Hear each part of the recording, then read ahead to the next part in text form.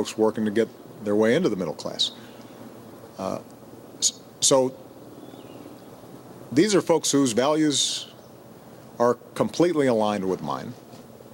I noticed that there was sort of a progressive statement of principles about what it means to be a progressive by some of these friends of mine, and I noted that it was basically my agenda except for trade. Right? That was the one area where there was a significant difference. And this just comes down to a policy difference and an analysis in terms of what we think is best for our people, our constituents.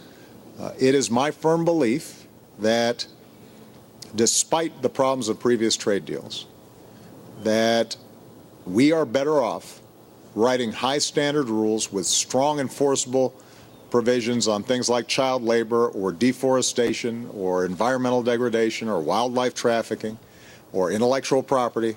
We are better off writing those rules for what is going to be the largest, fastest growing market in the world. And if we don't, China will, and other countries will, and our businesses will be disadvantaged, and our workers will ultimately suffer. And in terms of some of the fears of outsourcing of jobs, it is my belief, based on the analysis, that at this point, if there was a company in the United States that was looking for low-cost labor, they have no problem outsourcing it under the current regime. And so what we do have the opportunity to do is to attract back companies to manufacture here in the United States. And we're seeing some of that happen. That's why I went out to Nike. I understand that Nike's been manufacturing shoes with low-cost labor in many of these areas in the Asia-Pacific region, and that hurt the American footwear industry in terms of jobs here in the United States.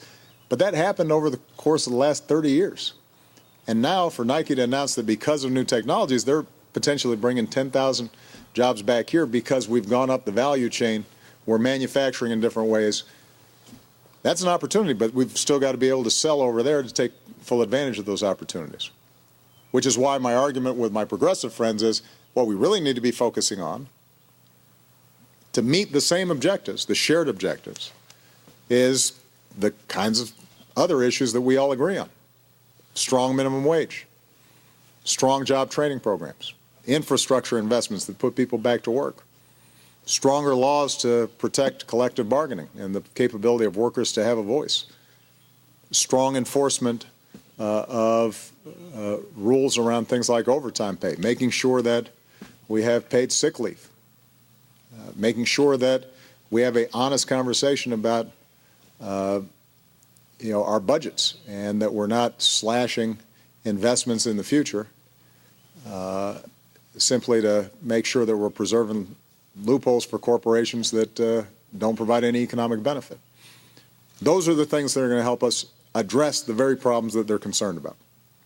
Blocking a trade deal will not, particularly since they're the first ones to acknowledge that the existing trade rules are a bad deal for U.S. workers. If they're not working for us now, how does hanging on to what's going on now help American workers? Doesn't make sense. I'm all for enforcement and the provisions that were signed. I have expressed concerns about how the currency language that is in the bill is drafted, but I've talked to Senator Schumer and Sherrod Brown and others about how we can work on language that does not end up having a blowback effect on our ability to maintain our own monetary policy. I don't even remember what your other question was. Oh. Well, rather than speak for others, I'll just reiterate what I've said previously. I continue to believe that a two-state solution is absolutely vital for not only peace between Israelis and Palestinians, but for the long-term security of Israel as a democratic and Jewish state. And I know that a government has been formed that contains some folks who don't necessarily believe in that premise, but that continues to be my premise. And since we're up here at Camp David, I think it's important to remind ourselves of the degree to which a very hard peace deal that required incredible vision and courage and tough choices resulted in what's now been a lasting peace between countries that used to be sworn enemies. And Israel's better off for it. I think the same would be true if we get a peace deal between Israelis and Palestinians. That prospect seems distant now, but I think it's always important for us to keep in mind what's right and what's possible. Okay, last question. Scott Horsley. Thank you, Mr. President. You mentioned at the outset our need for a world-class infrastructure. We're coming up on a deadline for the Highway Trust Fund. With gas prices where they are, why isn't this a good time to consider a hike in the federal gas tax, which might also serve some of the carbon goals you talked about? Yeah. And since you mentioned the overtime rules, I know it's been about 14 months since you asked the Labor Department to put those together. They went over to OMB last week. How soon might we see those? Soon. And with respect to transportation, you're absolutely right that now's the time for us to get something done. I'm practical, and in order for us to get a transportation bill done, I've got to get cooperation from a Republican-controlled Congress.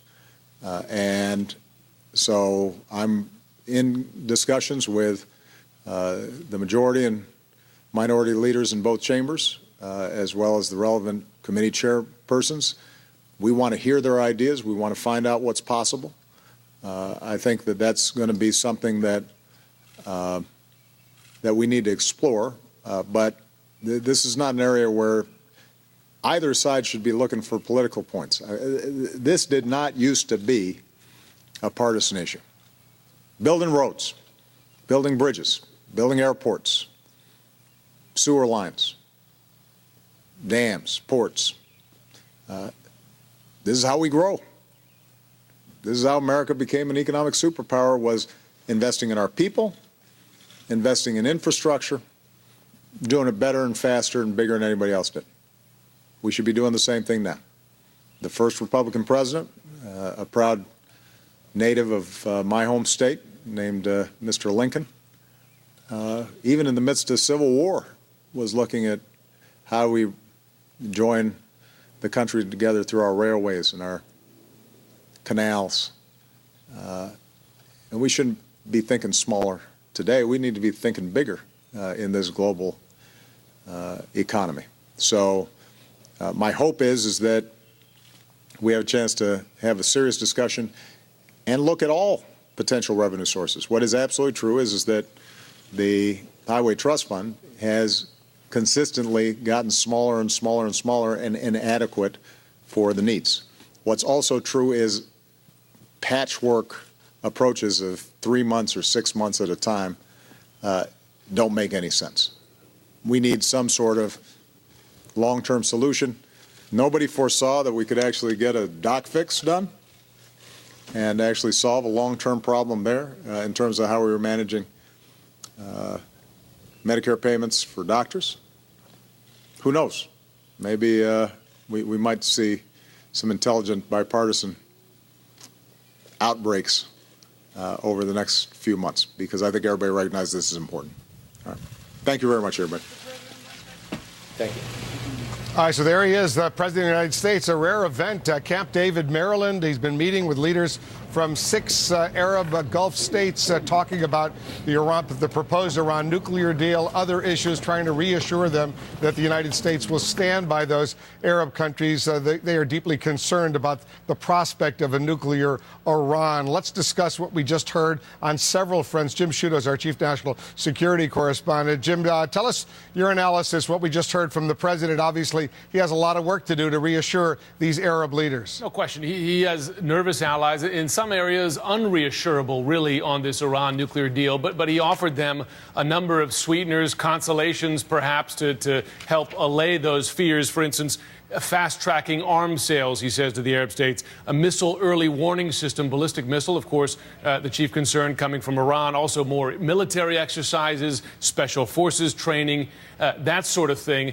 Not exactly a NATO-like agreement in terms of a mutual defense pact, but there was a lot of talk in the statement about security cooperation with these allies to meet common threats. All that to help allay their fears, but really at the end of the day, they're going to be generally nervous with an empowered Iran here that still maintains nuclear capability. You already have the Saudis, for instance, outside of this conference, making comments about the possibility of matching Iran's nuclear capability to keep up. But I'll tell you, one of the answers struck me in particular, and that's when he was asked about, will Iran, with more money from sanctions relief, be given more freedom, more funding to carry out their destabilizing activities around the region? The president said, well, most of what they do is low tech. They could do it without money. But I have to tell you, Wolf, on a day that you had Iranian Revolutionary Guard ships firing on a cargo ship in international waters, and something that we've seen a couple of times in the last couple of weeks, it shows the ability that country has to destabilize things. And that's the kind of thing that makes those Gulf allies and will continue to make them very nervous. Yeah, they've told me, several representatives from these Gulf Arab states, that with the tens of billions of dollars that are going to be opened up for Iran right now, once those sanctions are eased and eventually lifted, they're really worried what the Iranians might do, not only in Syria, but in Yemen, in Libya, in other countries, including those countries themselves, those 6 Arab countries represented at the summit in Camp David. Elise Labott is our global affairs correspondent. She was listening very carefully. I know, Elise, you're speaking to your sources. What are you hearing? Well, Wolf, I think the Gulf allies, as Jim said, have reason to be nervous, but they're walking away today, I think, very happy. I'm already hearing from some diplomats in the meeting saying that they were very happy. It was a positive meeting. All of the countries walked out with a good mood, a good tone. You know, in the lead up to this summit in the last week or so, everyone was concerned that there wouldn't be a written agreement. Then you saw the backing out of the Saudi king and some other diplomats and the whole snub storyline. At the end of the day, while this isn't a written pact, as Jim said, a NATO-like a pact or something that the U.S. has with Japan or South Korea, that's a very strong statement from President Obama. I just want to read a little bit, promising the U.S. will work with its GCC partners in the event of some kind of aggression to determinedly urge in what action may be appropriate, including the use of military force. So on paper, the U.S. is not committing itself to defend these allies, but you have the President of the United States coming out and saying, if you are facing aggression,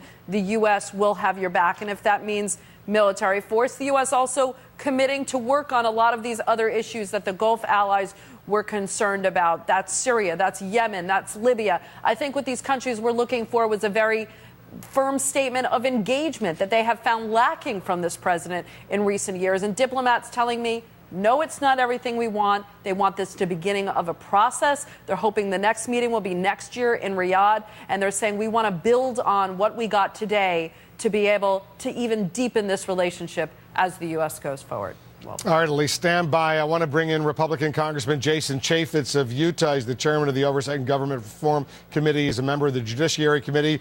Congressman, you were listening very closely to what the president just said. I know you and a delegation just returned from your own trip to the region, including to Saudi Arabia, where you met the Crown Prince there. What's your reaction to what we heard from the president? Well, we want the president to be engaged in having dialogue, but the problem is when the president talks about what he's going to do in Syria, what he's going to do in Libya, what he's going to do in Yemen, these are all places where we had U.S. ambassadors and we've had to flee our embassy. And when you meet with the senior leadership there in Saudi Arabia, as I met with the new Crown Prince, the foreign minister who used to be the ambassador to the United States, they're very definitive in that they do not believe the United States has their back. They are mystified as to why we are negotiating with Iran when they are there in the Arabian Sea with great proximity to Saudi Arabia, doing things to destabilize the region. So if you look at the Houthis and the problems that we're having down there, it clearly has a line back to Iran. So why negotiate with somebody who on a daily basis is causing problems and destabilizing the region, making it more difficult for the United States and the region in general? Let's go through some other issues while I have you, Congressman. The Secret Service, as you know, right outside the White House, detained a man today who apparently was trying to fly a drone over the White House fence. Have you been briefed on this incident? Elijah Cummings and I did get a briefing from Director Clancy just within the last 2 hours. You did have a Secret Service agent who witnessed a person who was trying to get